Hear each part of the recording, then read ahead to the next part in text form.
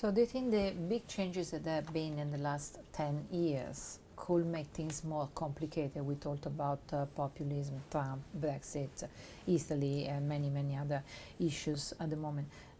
Could there still be a chance to act together if a big, great financial crisis arises to shock the world? It's an important question of whether there'll be coordinated policy response. And I fear that there is less cooperation in the world today. Even US and its allies have many economic and financial disagreements. You have the rise of new powers like China, or even declining powers like Russia, that do not accept the current international economic and political order.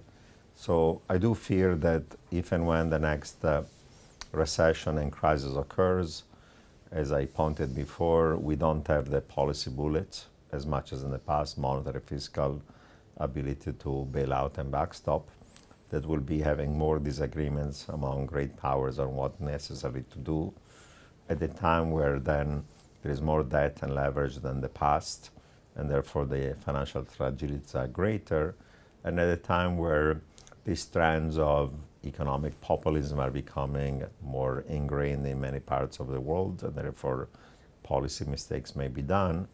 And we have all these challenges of how globalization and technology is leading to significant disruption at the global level, within countries, within sectors. We're going to disrupt firms, individuals, major sectors of society. So we live in a world that is more integrated, where you need more global governance and more provision of global public goods at the European level, the regional level, at global level. But we also live in a world that is more fragmented, where economic nationalism, populism is more prevalent, where people say, my national interest comes first, and the US, that was the provider of this global public good under Trump, says, America first, make America great again, buy American, hire American, and similar undertones are seen in other parts of the world. So we are in a world that, because of interdependence, requires more global governance, but also the political desire to have it is more constrained than the past. And you're right in suggesting that when the next shock occurs, we have all to band together. But compared to the global financial crisis, we may be less willing to get together and do what's right for the world. So what do you think are the key mistakes that the world needs to be avoiding doing again? First of all, we have to be in a situation in which we avoid financial crisis, because the economic, financial, fiscal, and political costs are severe.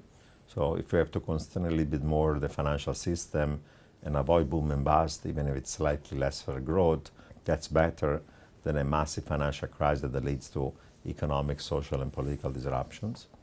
That, I think, is key important. Two, we have to really find solutions for those who are left behind, because trade, migration, globalization, technology implies winners and losers. In the past, we forgot about the losers, or we thought we could marginally compensate them, and we did not.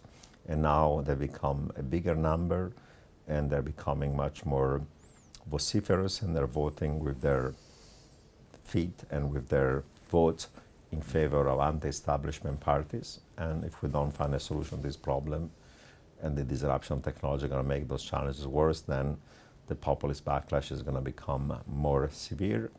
And therefore, we have to find a way to make sure that globalization, trade, technology works for all, and that liberal democracies can still be successful and provide to people and to their children opportunity for a better future. That's the set of key challenges in a world where decisions have to be done also at the global level. We cannot think in terms of a zero-sum game of purely national interest. We have to think also about the global interest, because these competitive games on trade, on currencies, on policies, on economic nationalism eventually become zero-sum games that damage everybody. So it's a tall order of issues that we have to try to address.